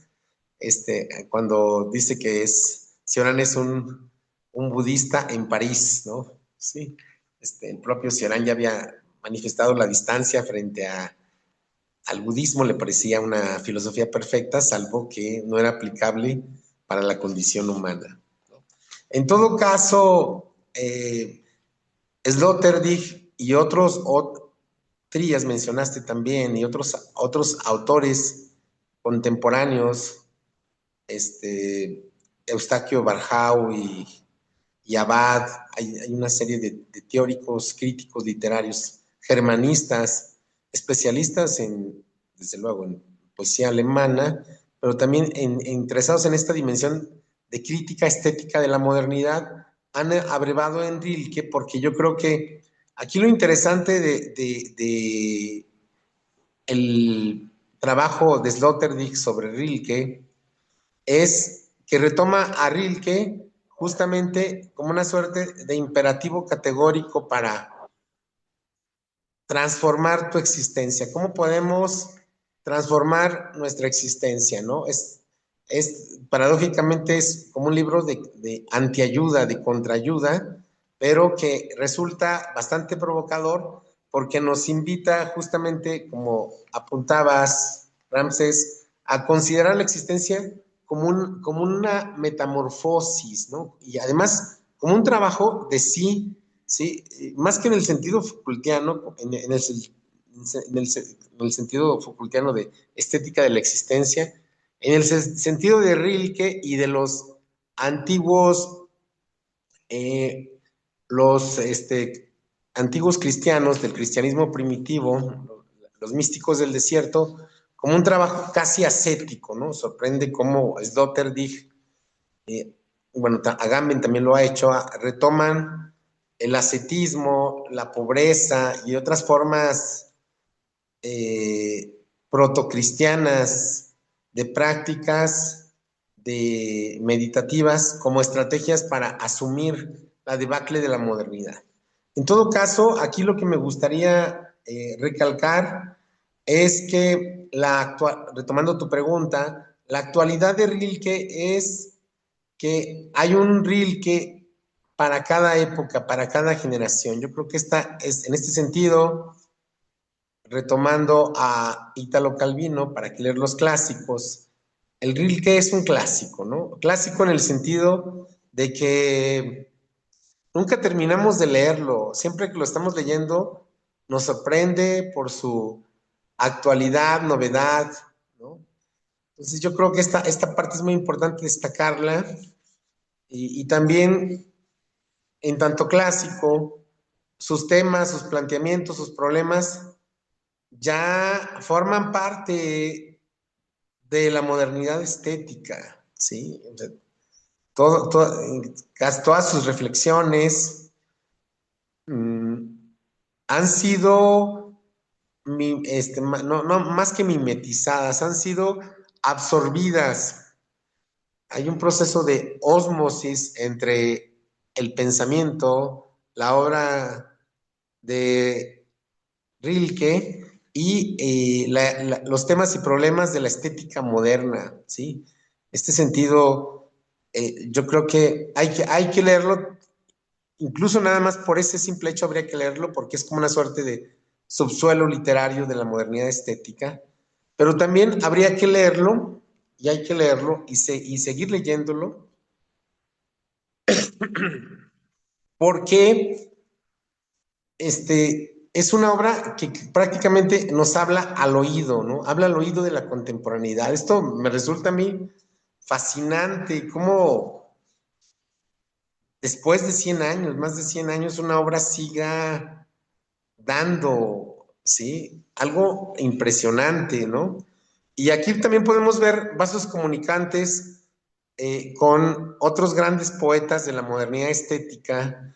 Pensemos en Ramón López Velarde, que en La derrota de la palabra también asume una crítica a la cháchara literaria española, que ya tenía este carácter de fatuidad conversacional, según Velarde, y al maquinismo de la técnica, que también tendía a masificar y envilecer, envanecer la palabra poética, ¿no? Entonces, Velarde, Rilke, bueno, también podemos pensar T.S. Eliot, entre otros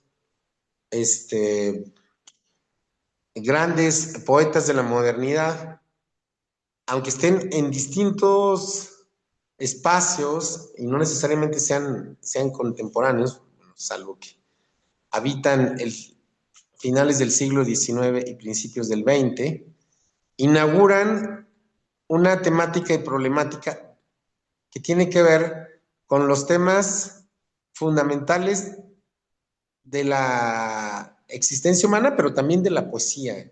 Yo creo que para mí sería la vigencia de Rilke en la contemporaneidad, que es una vigencia que ha tenido un peso impresionante, ¿no? Las traducciones de Rilke, yo creo que está traducido a todos los idiomas, no he explorado esa parte. Por el propio Rilke sabemos que fue un amante de la traducción, hizo traducciones, particularmente del francés, ¿no? Hacía traducciones de poetas italianos, pero se valía de traducciones francesas, ¿no? No, el mismo Paz, ¿sí? Llegó a traducir algunas elegías, claro, y creo que lo hizo primero directamente del francés, lengua que dominaba. Y, en fin, yo creo que la obra de Rilke acompaña la literatura en Hispanoamérica, acompaña a las generaciones, ya aquí también podemos mencionar a las revistas Vuelta y Sur, ¿no? Esta revista impresionante Sur que coordinaran Victorio Campo y en la cual estuviera ahí a un lado siempre acompañando Borges, ¿sí? Han servido para fomentar el culto y la admiración a este gran poeta. Entonces, yo creo que un homenaje a Rilke, después en su centenario, es un homenaje no solo a un autor, sino a una época, a una forma de abordar los temas y problemas y una forma de entender la crisis. Ellos ya hablan de una crisis, parece ser que esta cuestión de la crisis es recurrente ¿sí? En la modernidad estética y en la modernidad a secas. Entonces, bien, pues nada, agradezco mucho la invitación y señalaría eso, que la obra de Rilke tiene un sinnúmero de posibilidades de interpretación, de,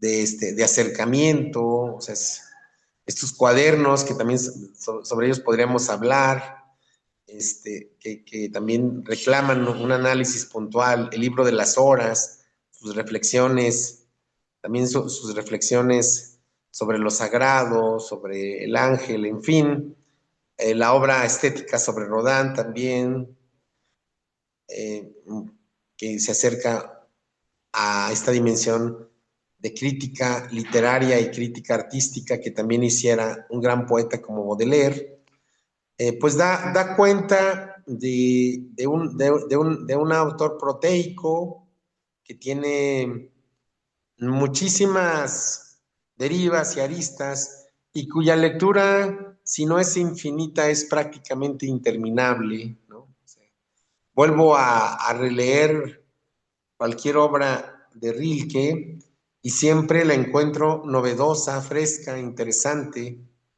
incluso esta dimensión de economía del lenguaje que Paul Celan va a retomar y va a radicalizar, ¿no? Como lo saben, llevándolo casi a un extremo de una poesía críptica, hermética, impresionante, ¿sí? Donde prácticamente como los oráculos délficos, cualquier cosa podría interpretarse, ¿no? Las lecturas de Gadamer y de otros autores ahí para dar un poco de luz sobre Paul Celan me parecen importantes porque es un autor muy difícil. Pero en el caso de Rilke, véase, hay profundidad y al mismo tiempo hay ese juego de equilibrios entre lo que llama Italo Calvino la profundidad, la multiplicidad y la ligereza, ¿no? Hay un espíritu también de transmitir ideas lúgubres, patéticas, de forma casi confesional, casi como si estuviera contando un secreto o una conversación, ¿no? Perdón, he tenido unos días recientemente tos. Entonces, yo concluiría con eso, que Rilke es un poeta que es vigente porque tiene esa dimensión de un autor clásico que siempre tiene como un sinnúmero de capas de interpretación, de posibilidades de exégesis, y siempre nos está diciendo algo, ¿sí? Que nos confronta con nuestra situación. Este sentido es un poeta profundamente vital, no es menor de ninguna manera. Stéphane Mallarmé era un gran poeta, pero era un poeta, como decía un querido amigo, en paz descanse también, un poeta de laboratorio, o sea, su poesía era una alquimia verbal de la palabra por la búsqueda de la palabra. No, en Rilke, su poesía, como lo decías, siguiendo a Gadamer, siempre produce verdades existenciales. Es una poesía profundamente humana, eh, parafraseando a un autor próximo y a la vez distante a él, demasiado humana, es una poesía demasiado humana. Y la celebración de Rilke, yo creo que sería una invitación para que las nuevas generaciones se apropien de su obra, lo lean y construyan también una perspectiva, ¿no? ¿Qué les dice, ¿no? ¿Qué les está diciendo a estas nuevas generaciones? ¿Cómo pensar a los jóvenes de la IA, de la era de la inteligencia artificial? ¿Cómo pensar la misma inteligencia artificial en y desde Rilke? En fin, la conversación es vasta. Gracias. Muchas gracias a ti, Sigifredo. Desde este marco que propones de considerar a Real como un clásico, yo creo que los temas efectivamente, ciertamente, son interminables. Y como lectura interminable, pues ahora queda y ya que nos toca a nuestras generaciones, pensar, bueno, leerlo desde los impensados. Y utilizo una expresión que le gustaba mucho a Merleau-Ponty, que es el tema de los impensados de una filosofía, los impensados de una obra poética, que son todas aquel conjunto de inquietudes que salen precisamente en una época, pero que por la contemporaneidad y vitalidad del pensamiento de otros pueden ser abordados desde esa historicidad determinada. Entonces, has abordado muchos temas, yo creo que hay para mucho, en tanto clásico hay mucho que comentar. Yo me espero a hacer mis comentarios muy breves después de escuchar a el doctor Martín. Entonces, Martín, si tú gustas en esta segunda intervención completar o redondear o matizar algunas de tus primeras intervenciones, pues adelante, te escuchamos. Muchas gracias. Pues para seguir con Rilke, que es el tema que nos ocupa, voy a, como dije hace un momento, voy a leer algunos fragmentos breves. Bueno, son fragmentos, son breves, perdón la redundancia, de estos dos textos. Y por último, leeré también una parte que me parece que con eso se puede relacionar esto que estoy diciendo, que aunque no es de Rilke, pero creo que viene al caso, que es este de Fernando Pessoa, un textito de él, para no salirme del tema, ¿no? Mantenernos con Rilke. Entonces, leo este fragmento de este poema de Requiem. Dice así: si desde algún punto en lo hondo de mí surge un sentimiento de haber sido niño que aún desconozco, tal vez el más puro ser infantil de mi niñez, no quiero saberlo. Quiero formar con ello un ángel a ojos cerrados y quiero lanzarlo a la primera fila de los ángeles que a gritos recuerdan a Dios. Este fragmento, como sostenía hace un momento, eh, a pesar de que es, digamos, parte de un poema, eh, es un texto aforístico.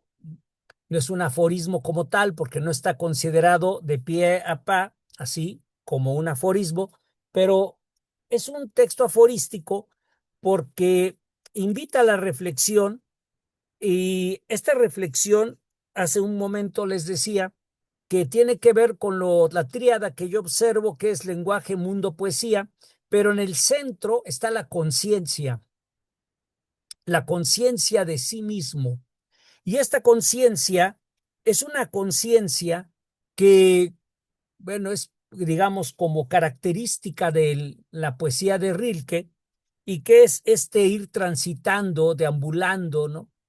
Eh, pero en este caso dice, si en algún punto, digamos, en lo hondo de mí surge un sentimiento de haber sido niño, no quiero saber. Es decir, lo que ha quedado en el pasado, al final de cuentas, vamos transitando y quedó allá. Sin embargo, permanece. Sí, pero es un permanecer que se sostiene solo en la medida en que el ser se da cuenta de sí y advierte el mundo desde su propio darse cuenta de sí. Por eso, el segundo y último fragmento de este libro, que es Requiem, dice: no regreses, si lo soportas, sé muerta entre los muertos.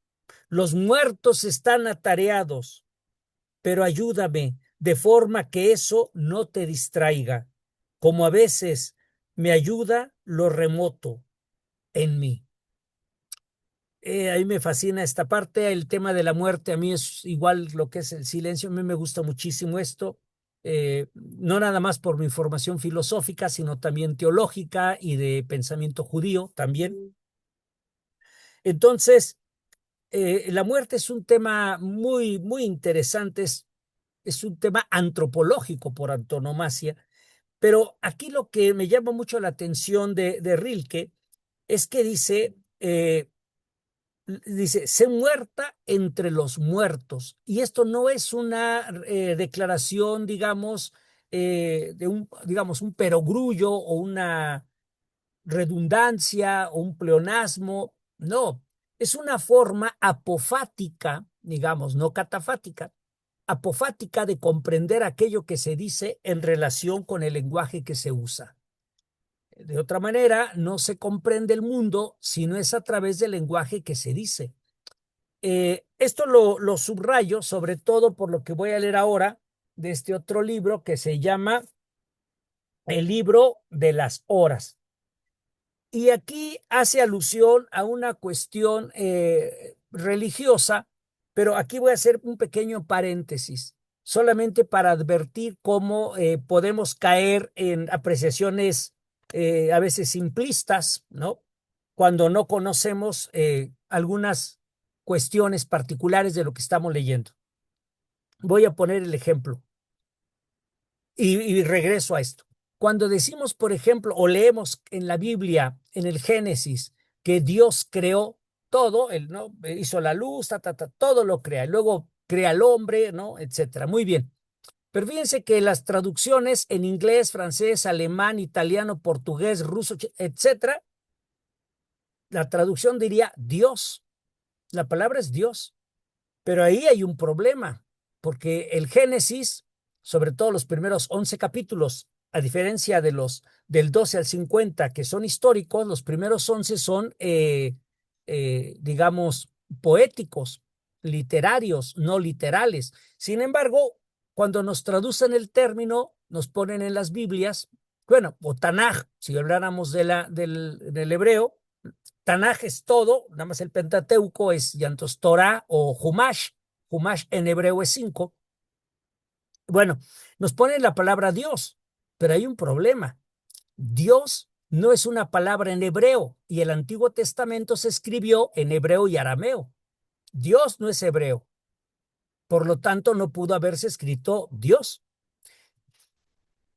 Digamos, los estudiosos a nivel mundial hoy sostienen que hay 4 autores en estos primeros capítulos del Génesis, que son el yavista, el eloísta, el sacerdotista y el deuteronomista. Y entonces, cualquier estudiante serio de la Biblia, de teología, sabe pues, que no es Dios, es Yahvé Elohim, Elohim. Pero Elohim es un plural de cualidad, no de cantidad. Entonces, Elohim en hebreo lo que se traduce es los dioses, pero no es en plural de cantidad, es plural de cualidad. Lo mismo cuando hablamos de la Dios uno y trino, los que somos católicos. La gente cree que son 3 dioses de cantidad, es de cualidad. Bueno, cuando no se conoce lo otro, digamos, se cree que todo es plural, es cantidad. No, hay otros tipos de plural. Bueno, otro tipo de plural. ¿Por qué digo esto? Porque fíjense ustedes que se está mencionando el término Dios cuando el Dios viene del protoindoeuropeo dieu, que significa sol o luz solar. Se ha traducido como Dios, pero es Yahvé, ¿no? Que es Yod Hei Bab Hei en hebreo, ¿no? Las 4 letras del tetragramatón que significan yo soy, o en hebreo también se traduce como yo soy el que seré. ¿Y qué tiene que ver con eterno? Que es sin tiempo, no infinito, no son sinónimos. Bueno, todo esto tiene relación con esto que voy a leer ahora, ¿no? Es decir, el término, perdón, la idea que tiene Rilke sobre Dios, cómo se ve si tomáramos en cuenta desde un sentido filológico o lingüístico, para utilizar términos actuales, digamos, cómo lo podríamos comprender. Y dice así, estoy leyendo, repito, ya de este libro que se llama El Libro de Horas. Dice, la primera de todas tus palabras fue luz. Entonces surgió el tiempo. Largamente callaste. Tu segunda palabra se hizo hombre y medrosa. Aún en su sonido oscurecemos. Y tu rostro piensa de nuevo. Mas yo no quiero una tercera. Fíjense que Rilke está hablando que lo primero que dijo fue luz. Y cuando le preguntamos a toda la cultura occidental, ¿no? Regularmente decimos que fue lo primero que creó fue la luz. Pero si leemos seriamente el Génesis, no, habla de tohu y bohu.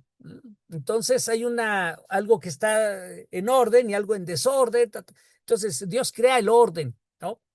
Y para ello, bueno, crea la luz, etcétera. Pero los judíos, a mí me gusta mucho este pensamiento, sostienen que lo primero que creó Dios no fue nada de eso, ni el universo, ni nada de eso, nada, nada, nada. Lo primero que creó fue la palabra, el alefato, las 24 letras que conforman el del Aleph, ¿no? Bet, Gimel, Dalet, etcétera. Es decir, el alefato. Hasta Tau, que es la última palabra del alefato. Entonces, la última letra, perdón. Entonces, lo primero que se crea es la palabra, no es la luz. Pero esta idea de que lo primero que se crea es la luz a través de la palabra, lo veo en Rilke. Lo que estoy observando es que esta palabra del creador, de Yahvé, de Elohim, de Dios, digamos, le permite ser creador. Y este ser creador, como somos a imagen de Dios, ¿en qué somos a imagen? Somos a imagen en inteligencia, voluntad y libertad, según la teología, tanto judía, cristiana, etcétera, o la mayoría de las teologías. Y entonces esta idea nos permite comprender que no queremos saber más, porque en ese sentido hemos sido insuflados con su espíritu y no podemos quedarnos solamente con lo que Él nos dio, sino que ahí se quede y nos permita seguir avanzando, ser co-creadores de Dios, pero desde nuestra propia posibilidad, desde nuestra propia humanidad. Por eso, más adelante, en este mismo libro, en otro fragmento, dice Rilke, y Dios me dio el mandato de construir, pues de tiempo yo soy la majestad, mas para ti mas para ti soy yo tan solo el confidente terrible de tu soledad, y de la ceja soy el ojo que mira por encima de mi hombro, de eternidad a eternidad. La palabra eternidad, a eternum, eternus, en latín es sin tiempo, no infinito. Infinito es que tenga principio y no tenga fin.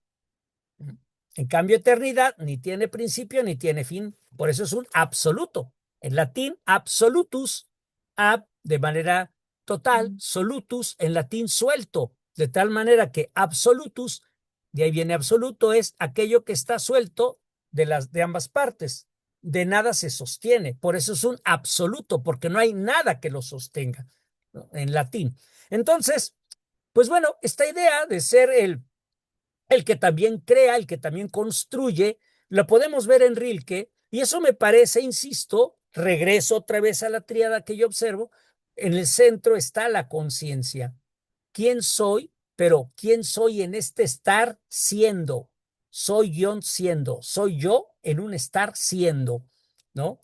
Y para ello, voy a leer ahora, aunque estamos hablando de Rilke, voy a hablar ahora de un fragmentito nada más de Fernando Pessoa, que es Galaxia de un hombre solo. No. Y voy a leer, dice así: hice de mí lo que no supe, y lo que podía hacer de mí, no lo hice. El disfraz que vestí era incorrecto. Me tomaron enseguida por quien no era, y no lo desmentí y me perdí. Cuando quise arrancarme la máscara, estaba pegada a la cara. Cuando la arranqué, me vi al espejo, había envejecido. Más adelante, ¿quién era? Era el que yo no veía. Era el que yo, perdón, era el que yo veía, corrijo, el que yo veía. Él era un punto de referencia de quién soy. ¿Quién somos? ¿O quiénes somos, perdón? Los que vemos que somos. Afirmarse ontológicamente para poder observar después quizá una deontología, un deber ser desde una ontología, ¿no? Es digamos, al menos aventurada. Porque el ser más allá del acto y la potencia o del ser y no ser de Heráclito y el acto y la potencia de Aristóteles, etcétera, es una idea que tiene que ver con un ser que es, ¿no? Que es, pero uno es en tanto es lo que hace, ¿no? Por eso, muchas veces lo que uno puede decir que es o que ha hecho o que tiene, o los títulos o lo que es, quedan rebasados, subsumidos con lo que realmente uno hace, lo que produce, ¿no? Y sobre todo lo que los demás ven de nosotros. Porque yo puedo ver de mí muchas cosas, pero a lo mejor la gente me dice, ay, por favor, bájale, bájale 2 rayitas, ¿no? Bueno, pues lo mismo resulta con cualquier ser humano. Vemos de nosotros lo que vemos, pero este ver implica un estar viéndonos no solamente a nosotros y a los otros, sino a los otros que están dentro de nosotros y a Dios.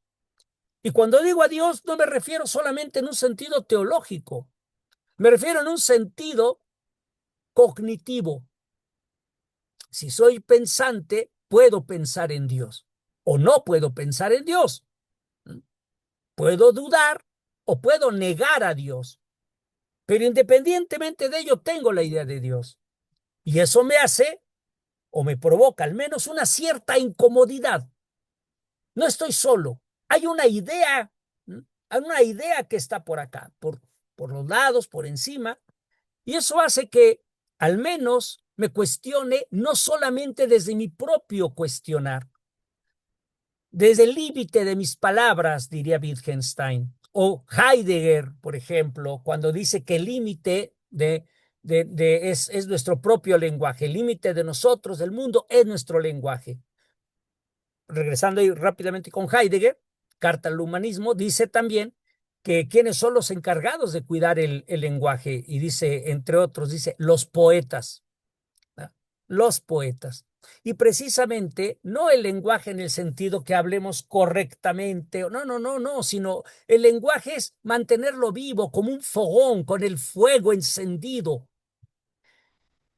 Y Rilke me parece que es lo que hace. Por eso, aunque no es tan viejo, o sea, 100 años realmente, o sea, en cachito, no es tanto.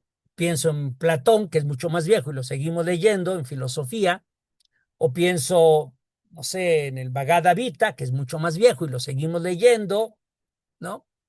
Etcétera, los Upanishads, etcétera. Entonces, seguimos leyendo estos textos. Entonces, no es que sea tan viejo, sino que más bien precisamente creemos que lo que se lee o debe leerse es lo de ahora. O no, en todo caso, bueno, como historiador, leemos, ¿no? Desde categorías conceptuales actuales, el mundo. Leemos desde esta mirada, de estas categorías conceptuales que tenemos y preguntamos desde ahora. Por eso se siguen leyendo autores. ¿Por qué? Porque le seguimos, preguntando, y las siguientes generaciones harán lo propio desde sus propias interrogantes, desde sus propios malestares existenciales, desde sus propias, digamos, incertidumbres o avances científicos, tecnológicos, o rompimientos quizás religiosos, o regreso a la religión, no lo sé. Cada cultura, cada época y cada sujeto tiene la posibilidad de hablar y de callar. Y callar es una forma de hablar también. Entonces, pues yo ahí me detengo, espero haber sido claro y sobre todo decirles que, bueno, como lector de igual de otros poetas, que bueno, en el caso mencionar, y filósofos, etcétera, pues es lo que yo aprecio respecto de la obra de Rilke. Y sobre todo, concluyo agradecer de nuevo a los organizadores, al doctor Juan Granados, un abrazo, mi querido amigo, también a Ramsés, otro abrazo, al colega, y también a los asistentes. Muchas gracias y de mi parte es todo. Te cedo la palabra, Ramsés. Muchas gracias, Martín, por presentar pues este redondeamiento de las ideas de Reich. La verdad que no me había dado cuenta que también el propio Reich puede, la propia obra de Reich puede soportar una reinterpretación desde un marco cabalístico, tan solo desde el distanciamiento respecto a lo absoluto, la nostalgia de la unidad, entre otros temas, no para ver a a Real como un poeta místico en sentido doctrinal, sino como un autor que tiene gran afinidad a la sensibilidad cabalística. Entonces, creo que se han abierto muchos temas. Yo por ahí me voy a abstener de comentar todo lo que se han hecho. Yo más bien quisiera. Perdón, nada más un comentario, disculpa, perdón rápido. Sería la de la Kabbalah o Cábala, que también es correcto, es desde el Zohar, que es el resplandor o a la luz, desde el Zohar. Bueno, gracias. Sí, esa es una alternativa porque también desde la propuesta de Isaac Luria, del gran cabalista del siglo XIII, también hay mucho que se puede considerar. Pienso, ¿sabes?, en un elemento que es el tema de la construcción de la fractura del mundo, ¿no? Esta noción del Sevirat Kelim, y lo tengo aquí presente porque estoy leyendo a Mario Sabán, este gran cabalista, Sí, bueno, igual y lo ubican, pero no me quiero distraer de tema, pero qué bueno hacer este conversatorio porque empezamos a construir marcos para nuestra propia generación y para nuestros propios intereses. Entonces, creo que ese es parte del objetivo que vamos construyendo y logrando, ¿no? Tratar de establecer estas interpretaciones que compartía Sigifredo y que ahora se abren con lo que has compartido, Martín. Creo que ese es algo que nos permite reencontrarnos este día con Real, ¿no? Porque es un clásico, como se ha dicho, hay muchos temas. Yo creo que desde esos marcos antropológicos, como decías, Martín, creo que es importante, desde esta triada o de esta triple fuente de la poética que el lenguaje, poesía, mundo, creo que son clave proponer estas interpretaciones. Yo más bien ahorita, como decía, me abstengo de dar algún comentario más adelantado de lo que compartí para preguntar a quienes han asistido y que nos hacen el favor de estar esta tarde aquí en el Perdón que conversatorio. interrumpa, Ramsés, tengo clases, me tengo que retirar. Sí, no te apures, pues, Sigifredo, gracias por acompañarnos y bueno, gracias por No, estar. gracias por la invitación. Eh, no sé, esto que comenta Martín me suscita mucho interés y es algo que me... Y también la cierta cercanía, estaba pensando con lo que decía Martín, proximidades y diferencias con Fernando Pessoa, me parece interesante, pero bueno, tengo clases, entonces tengo que No, sigue adelante en tu retirarme. camino. He aprendido mucho con ustedes. Gracias. Gracias, Lo Sigifredo. Pues confieso, bueno, soy un lector nada más admirador de Rilke. En fin, gracias. Saludos gracias, que para estés muy bien. todos. Saludos. Saludos. Bueno, entonces les quiero hacer una invitación atenta a quienes nos acompañan, quienes están en el grupo. Aquí, si quieren sumar algunas palabras, Amado Gles Ibarra, también está por acá Juventino Cruz, María Leal, el usuario que se llama Oppo CPH.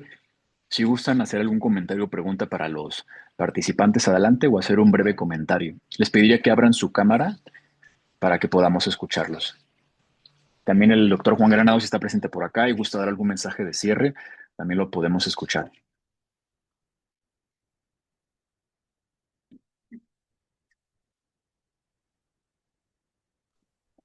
Hola, ¿qué tal? Buenas tardes ya es mediodía. Esto, bueno, lamento que haya tenido que retirarse el maestro Siegfried.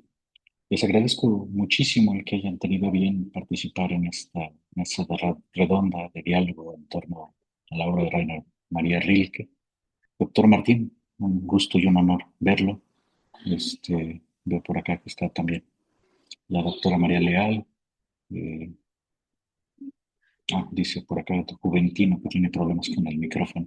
Bueno, pues en principio nada más agradecerles la oportunidad. Ramsés, siempre es un gusto que me ayudes a organizar estos eventos. Son muy relevantes y más por el homenaje que hacemos en esta conmemoración. De mi parte no quisiera abusar más y pues nada, que gracias por su participación y por sumar y enriquecer este seminario permanente. Gracias. Al contrario, doctor Juan, muchísimas gracias por permitirnos compartir esto hoy con la Facultad de Artes y dentro del marco del seminario permanente.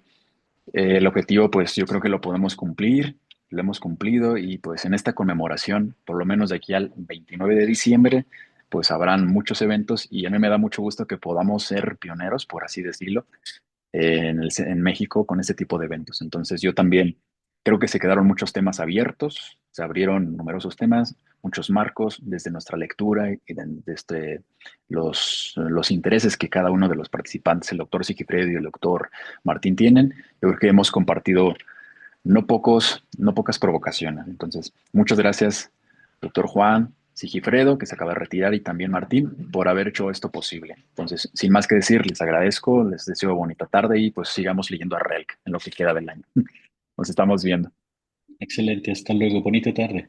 Hasta luego. Gracias, buenas tardes. Nos vemos, ¿eh?